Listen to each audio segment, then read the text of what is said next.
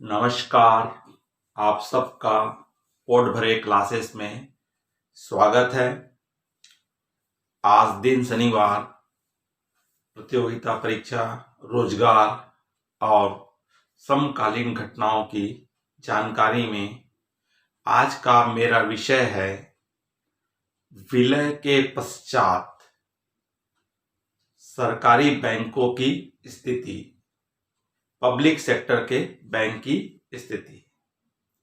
आपने वर्तमान में सुना होगा कि 10 बैंक मिलकर के 4 बैंक बन चुके हैं, अर्थात 6 बैंकों का अस्तित्व खत्म हो चुका है और वो 4 बैंकों में विलय हो गए। तो हमको ऐसा लगता है ये विलय क्या है, ये क्यों विलय किया गया है और वर्तमान में सरकारी बैंक, पब्लिक सेक्टर के बैंक कितने हैं। आज हम इस सब के संबंध में आप लोगों के साथ मैं इस वीडियो के माध्यम से चर्चा करना चाहता हूं कि विलय क्या है, सरकारी बैंक वर्तमान में कितने थे, पहले कितने थे, विलय किस प्रावधान के तहत हुआ, विलय के क्या लाभ हैं और विलय से ग्राहकों को, खातेदारों को क्या करना होगा, संबंधित जानकारी। तो ये जानकारी जो है हमारे प्रतियोगिता परीक्षाओं के विद्यार्थियों के लिए भी बहुत महत्वपूर्ण है। छत्तीसगढ़ लोक सेवा आयोग की परीक्षा और पब्लिक लोक सेवा आयोग आपका यूपीएससी के एग्जाम एवं विभिन्न प्रतियोगिता परीक्षाओं में भी बच्चों को इसमें से प्रश्न पूछे जाएंगे और वर्तमान में सभी नागरिकों को भी जानकारी होनी चाहिए कि पब्लिक सेक्टर के बैंक वर्तमान में कौन कौन से हैं और किनका विलय हो चुका है और किनका अस्तित्व खत्म हो चुका है। तो हम प्रारंभ करते हैं। तो सर्वप्रथम मैं आपको ये बता दूं कि वर्तमान में हमारे सरकारी बैंक, पब्लिक सेक्टर के बैंक 12 बैंक हैं, जो 1 अप्रैल 1917 के पूर्व ये 27 बैंक थे, 27 बैंक थे, जो विलय होकर के वर्तमान में 1 अप्रैल 2020 में कितने बैंक रह गए हैं, 12 बैंक रह गए हैं। तो ये विलय क्या है और किस बैंकों का विलय किसमें हुआ है। तो विलय का तात्पर्य होता है, सामान्य रूप से 2 होता है। एक होता है एकीकरण होता है, एमाल्गमेशन होता है, जब 2 आपस में समान व्यापार करने वाली कंपनियां, एक सा व्यापार करने वाली कंपनियां जब आपस में मिल करके एक नई कंपनी का निर्माण करती है, तो ऐसी स्थिति को एकीकरण कहा जाता है, एमाल्गमेशन कहा जाता है। जैसे मान लीजिए ए कंपनी थी और बी कंपनी थी, दोनों कंपनियों ने मिलकर के एक सा व्यापार कर रही थी, समान इनका आपस में व्यापार था, एक ही वस्तु का व्यापार था। दोनों कंपनी मिलकर के एक नई कंपनी बना लेती है, अ और ब मिलकर के एक नई कंपनी बनाती है जिसका नाम रखे उन्होंने स। तो इसको कहा जाता है एकीकरण, एमाल्गमेशन। इसमें ए और बी का अस्तित्व खत्म हो जाता है और एक नई कंपनी स के नाम से बाजार में आती है। एक होता है विलय, मर्जर, एब्जॉर्प्शन कहा जाता है। इसमें एक कंपनी या 2 कंपनियों का विलय किसी एक कंपनी में हो जाता है। जैसे मान लीजिए ए और बी कंपनी थी, तो बी कंपनी का विलय, मर्जर किस में हो चुका है, ए कंपनी में हो चुका है। अब अस्तित्व में बी कंपनी का अस्तित्व खत्म हो चुका है, ए कंपनी अस्तित्व में बने रहती है, तो इसको कहा जाता है विलय कहा जाता है। तो विलय का मुख्य उद्देश्य होता है कि आपस में कंपटीशन को खत्म करना और अपने पूंजी की वृद्धि करना। तो इन उद्देश्यों से कंपनियां आपस में क्या करती है, विलय कर लेती है। इसी नियम के तहत अभी जो बैंकों का विलय हुआ है, तो ये बैंकों का विलय है भारतीय संविधान की अधिनियम के तहत, जो हमारा भारतीय बैंकिंग अधिनियम, विनिमय अधिनियम 1949 की धारा 44A के अंतर्गत ये प्रावधान है कि बैंक आपस में क्या कर सकते हैं, एकीकरण कर सकते हैं, आपस में विलय कर सकते हैं। इसी नियम के तहत ही अभी वर्तमान में और पूर्व में बैंकों का क्या हुआ है, विलय हुआ है। सर्वप्रथम हम बताएं तो 1985 के पश्चात से 1 अप्रैल 1985 के पश्चात से लगभग 49 बैंकों का अब तक विलय हो चुका है। और उसके पश्चात अभी अभी वर्तमान में हमारा जो विलय हुआ था 1 अप्रैल 2017 में 1 अप्रैल 2017 में 6 बैंकों का विलय भारतीय स्टेट बैंक में किया गया। इनमें प्रमुख हमारे बैंक है भारतीय स्टेट बैंक ऑफ पटियाला, भारतीय स्टेट बैंक ऑफ हैदराबाद, भारतीय स्टेट बैंक ऑफ मैसूर और भारतीय स्टेट बैंक ऑफ बीकानेर और भारतीय स्टेट बैंक ऑफ त्रावणकोर और भारतीय महिला बैंक। ये 6 बैंकों को भारतीय स्टेट बैंक में विलय 1 अप्रैल 2017 को किया गया और ये भारतीय स्टेट बैंक भारत का सबसे बड़ा बैंक बन गया। उसके पश्चात सेकंड विलय हुआ है 1 अप्रैल 2019 को, जिसमें बैंक ऑफ बड़ौदा में 2 बैंकों का विलय किया गया, जिसमें देना बैंक और विजया बैंक। इन 2 बैंकों का विलय करके क्या बनाया गया, बैंक ऑफ बड़ौदा में विलय कर दिया गया।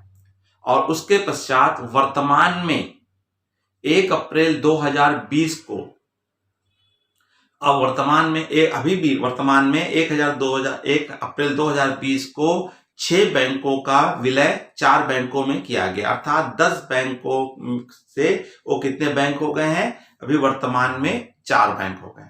उनमें कौन कौन से बैंक है, तो उनमें हमारा एक बैंक है पंजाब नेशनल बैंक, जिसमें विलय हुआ है यूनाइटेड बैंक ऑफ इंडिया का और ओरिएंटल बैंक ऑफ कॉमर्स का। ये 3 बैंक मिलकर के हो गए हैं पंजाब नेशनल बैंक। दूसरा हमारा हुआ है आपका कैनरा बैंक, जिसमें सिंडिकेट बैंक का विलय हुआ है। कैनरा बैंक जिसमें किसका विलय हुआ है, सिंडिकेट बैंक का विलय हुआ है। और यूनियन बैंक ऑफ इंडिया में आंध्रा बैंक और कारपोरेशन बैंक का विलय हुआ है।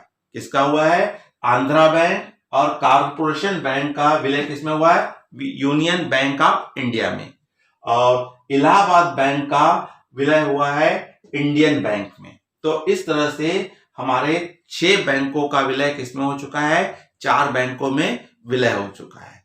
और इस तरह वर्तमान में हमारे यहाँ अब पब्लिक सेक्टर के बैंक, सरकारी बैंक केवल 12 रह गए हैं। ये 12 बैंक कौन कौन से हैं, ये किस पोजीशन में है, इनकी पूंजी कितनी है, इनका व्यवसाय कितना है, इनका भारत सरकार का इन बैंकों में कितना शेयर है और इनके चेयरमैन कौन है, इनके बारे में भी मैं आपको जानकारी देने जा रहा हूं। तो सर्वप्रथम आज भारत का सबसे बड़ा बैंक जो है वो है स्टेट बैंक ऑफ इंडिया है, जिसका मुख्यालय मुंबई महाराष्ट्र में है और इसकी स्थापना हुई थी 1 जुलाई 1955 में। और इनमें विलय हुए हैं 1 अप्रैल 2017 को 6 बैंकों का विलय हुआ है, जिसमें state bank of Bikaner, state bank of Mysore, state bank of Hyderabad, state bank of Patiala और स्टेट बैंक ऑफ त्रावणकोर और भारतीय महिला बैंक। ये 6 बैंकों का विलय 1 अप्रैल 2017 को स्टेट बैंक में हुआ है। वर्तमान में इस स्टेट बैंक का व्यवसाय जो है 31 मार्च 2020 के पूर्व का है आंकड़े, जिसमें 52.05 लाख करोड़ रुपए का व्यवसाय है। और भारतीय स्टेट बैंक में भारत सरकार की हिस्सेदारी 61.75% है और बाकी की हिस्सेदारी पब्लिक के पास है। इसके बारे में आगे आपको बताऊंगा क्या होती है हिस्सेदारी। और वर्तमान में हमारे इसके चेयरमैन है दिनेश कुमार खारा। भारत का दूसरा सबसे बड़ा बैंक है जो वर्तमान में यूनाइटेड बैंक ऑफ इंडिया और ओरिएंटल बैंक ऑफ कॉमर्स को मिलाकर के पंजाब नेशनल बैंक हुआ है। तो वर्तमान में सबसे सेकंड नंबर का बड़ा नंबर का बैंक है आपका पंजाब नेशनल बैंक, जो नई दिल्ली में इसका मुख्यालय है। 19 मई 1894 में इसका स्थापना हुई थी। यह पूर्णतः भारतीयों के द्वारा निर्मित बैंक माना गया है। ये लाला लाजपत राय के द्वारा इस बैंक की स्थापना की गई थी और इस बैंक की सर्वप्रथम स्थापना कहाँ हुई थी? लाहौर में हुई थी। जब लाहौर कहाँ था? पाकिस्तान में था। वर्तमान में इसका मुख्यालय हमारा कहाँ है? नई दिल्ली में। अभी 1 अप्रैल 2020 में इसमें 2 बैंकों का विलय हुआ है। वो कौन कौन से बैंक है? यूनाइटेड बैंक ऑफ इंडिया और ओरिएंटल बैंक ऑफ कॉमर्स। ये दोनों का विलय किसमें हो गया है? पंजाब नेशनल बैंक में हो गया। और ये वर्तमान में इन दोनों का अस्तित्व क्या हो जाएगा? खत्म हो जाएगा। और इनका व्यवसाय है 17.95 लाख करोड़ और इसमें भारत सरकार की हिस्सेदारी है 70% और इसके जो चेयरमैन है सुनील मेहता। अगला हमारा तीसरे नंबर का बैंक है बैंक ऑफ बड़ौदा, जिसका मुख्यालय बड़ोदरा में गुजरात में है और इसकी स्थापना हुई थी 20 जुलाई 1908 को और 1 अप्रैल 2019 को, एक साल पूर्व, 2 बैंकों का इसमें विलय हुआ है, विजया बैंक और देना बैंक। इन दोनों का विलय किसमें हुआ था? बैंक ऑफ बड़ौदा में हुआ था। ये सेकंड नंबर का बैंक था, लेकिन जैसे ही आपका पंजाब नेशनल बैंक में यूनाइटेड बैंक और ओरिएंटल बैंक का विलय हो चुका है तो पंजाब नेशनल बैंक क्या बन गया है? सेकंड नंबर का बैंक बन गया और ये थर्ड नंबर का बैंक हो गया।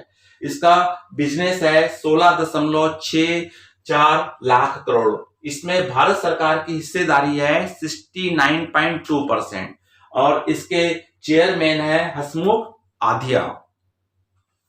भारत सरकार का चौथा बड़ा बैंक है केनरा बैंक, जिसका मुख्यालय बेंगलोर कर्नाटक में है और इसकी स्थापना 1906 में हुई थी और इसमें 1 अप्रैल 2020 को सिंडिकेट बैंक का केनरा बैंक में क्या हो चुका है? विलय हो चुका है। अब सिंडिकेट बैंक अपने अस्तित्व में नहीं है। इनका व्यवसाय है 15.20 लाख करोड़ और इसमें भारत सरकार की हिस्सेदारी है 78% और इसके चेयरमैन है TN मनोहरन। भारत का 5वां पब्लिक सेक्टर का बैंक है यूनियन बैंक ऑफ इंडिया, जिसका मुख्यालय मुंबई महाराष्ट्र में है। इसकी स्थापना हुई थी 11 नवंबर 1919 को। 1 अप्रैल 2020 में आंध्रा बैंक और कारपोरेशन बैंक का विलय किसमें हो चुका है? यूनियन बैंक ऑफ इंडिया में हो चुका है। अब आंध्रा बैंक और कारपोरेशन बैंक का कोई अस्तित्व नहीं रहेगा और इनका व्यवसाय है 14.54 लाख करोड़ है और इसमें भारत सरकार की 90% हिस्सेदारी है और इनके चेयरमैन है मामला विश्वनाथन नायर। अगला हमारा 6वां भारत का बैंक है बैंक ऑफ इंडिया, जिसका मुख्यालय मुंबई महाराष्ट्र में है। 7 सितंबर 1906 में इनका क्या हुआ था? स्थापना हुई थी। इसमें किसी बैंक का विलय नहीं हुआ है और व्यवसाय इसका 9.3 लाख करोड़ रुपए है। इसमें भारत सरकार की हिस्सेदारी है 87% है। इनके जो हमारे चेयरमैन है TS नारायण स्वामी है। हमारा अगला बैंक है इंडियन बैंक, जो भारत का 7वां बड़ा बैंक है, जिसमें चेन्नई, जिसका मुख्यालय चेन्नई तमिलनाडु में है। ये 15 अगस्त 1907 में इसकी स्थापना हुई थी। 1 अप्रैल 2020 को इलाहाबाद बैंक का विलय किसमें हो चुका है? इंडियन बैंक में हो चुका है और इस तरह से इलाहाबाद बैंक का अस्तित्व क्या हो जाएगा? खत्म हो जाएगा और इनका वर्तमान में बिजनेस है 8.08 है और लाख करोड़ रुपए है और इसमें भारत सरकार की हिस्सेदारी है 81.70।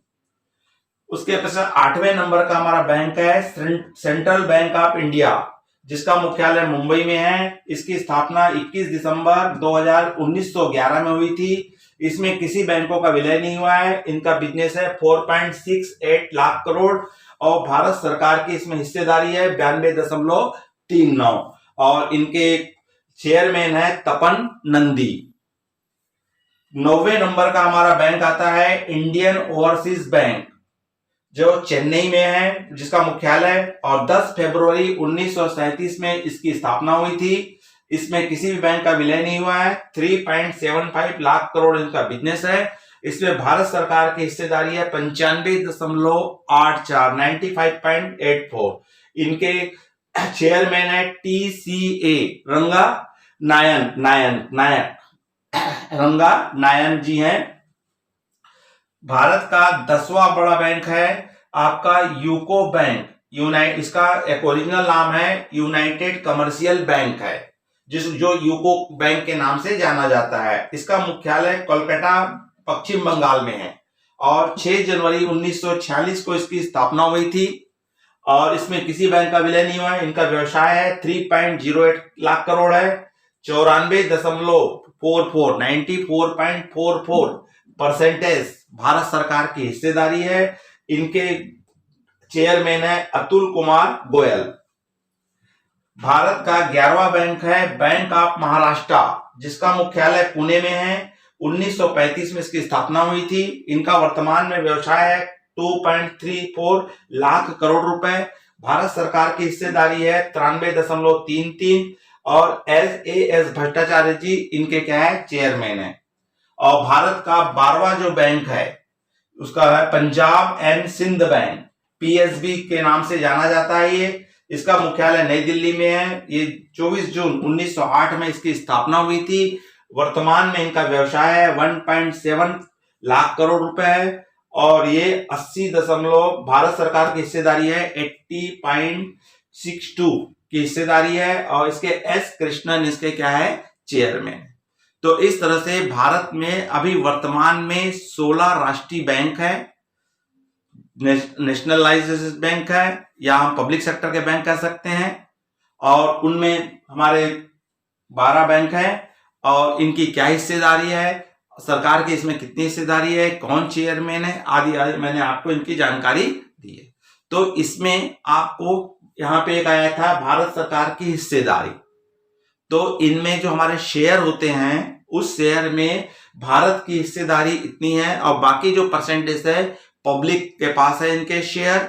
जिस प्रकार आपने अभी अभी सुना होगा कि भारतीय स्टेट बैंक ने प्राइवेट बैंक एस बैंक की आर्थिक स्थिति खराब थी तो भारतीय स्टेट बैंक ने उसके 49% शेयर को क्या की खरीद ली। अगर उसके नियम है कि अगर आप किसी भी संस्था के अगर सरकार ने 51% से अगर ज्यादा शेयर खरीद लेती है तो वो उसकी क्या बन जाती है, गवर्नमेंट कंपनी बन जाती। तो इसलिए स्टेट बैंक ने उसको प्राइवेट बैंक ही बने रहने देने के लिए केवल 49% ही क्या की है शेयर परचेस की है और 51% शेयर किनके पास है, पब्लिक के पास है। तो अगर आप भी किसी कंपनी के बैंकों के शेयर खरीदना चाहते हैं, हिस्सेदारी वहां बनाना चाहते हैं तो बना सकते हैं। तो इसके लिए आप शेयर मार्केट से आप अकाउंट्स ओपन करके शेयर मार्केट का अकाउंट ओपन करके आप शेयर परचेस कर सकते हैं। तो इस तरह से आपने क्या देखा कि वर्तमान में जो 10 बैंक हमारे थे वो कितने बैंक में कन्वर्ट हो गए हैं, 6 बैंक में कन्वर्ट हो गए हैं, है ना, 4 बैंक में कन्वर्ट हो गए हैं। और कौन कौन से बैंक थे आपके, पंजाब नेशनल बैंक, आपका Canara bank, union bank of India और इंडियन बैंक। इनमें जिनका अस्तित्व खत्म हुआ है वह यूनाइटेड बैंक ऑफ इंडिया का, ओरिएंटल बैंक ऑफ कॉमर्स का, सिंडिकेट बैंक का, आंध्रा बैंक, कारपोरेशन बैंक और इलाहाबाद बैंक। ये 6 बैंकों का अस्तित्व खत्म हो चुका है। ये 4 बैंकों में इनका क्या हो चुका है, विलय हो चुका है। तो इस संबंध में जो भी खातेदार जिनका इन बैंकों में अकाउंट्स था जिनका विलय हो चुका है वो अपने संबंधित बैंकों से जाके संपर्क करेंगे और हो सकता है उनका अकाउंट नंबर भी चेंज हो जाएगा, आईएफएससी कोड नंबर चेंज हो जाएगा और भविष्य में उनके पास जो भी पासबुक्स हैं और आपके पास जो भी चेक्स बुक्स है वो सब चेंज हो जाएगी। इसलिए आप संबंधित संस्थाओं से संपर्क करके आप जानकारी प्राप्त कर लीजिए, क्योंकि अब नए नियम के तहत आप उस बैंक के क्या बन जाएंगे, खातेदार बन जाएंगे। और इसी नियम के तहत बैंक अपने छोटी छोटी जो ब्रांचेस है जिनका व्यवसाय बहुत कम था उनको भी बंद करके दूसरे ब्रांचों में क्या कर रही है, विलय कर दे रही है। तो आप संबंधित बैंकों से कांटेक्ट में बने रहिए, अपने पासबुक में एंट्री आदि कराइए जिससे आपको सही जानकारी प्राप्त हो सके। तो ये तो था बच्चों अब वीडियो था जिसके माध्यम से मैंने आपको सरकारी बैंकों की जानकारी दी। अगर आपको ये वीडियो अच्छा लगा होगा तो लाइक कीजिए और इस वीडियो को आप कम से कम 5 लोगों को शेयर कीजिए, क्योंकि बैंकों के बारे में हर किसी को जानकारी होनी चाहिए, तभी मेरा ये उद्देश्य भी सार्थक होगा वीडियो बनाने का। और अगर आप इस वीडियो में या इस चैनल में नए हैं तो तुरंत आप सब्सक्राइब कर दीजिए, जिससे कि आपको आने वाली वीडियो की सूचना भी मिलते रहे। और आपने अंत तक इस वीडियो को देखा, इसके लिए धन्यवाद। नमस्कार।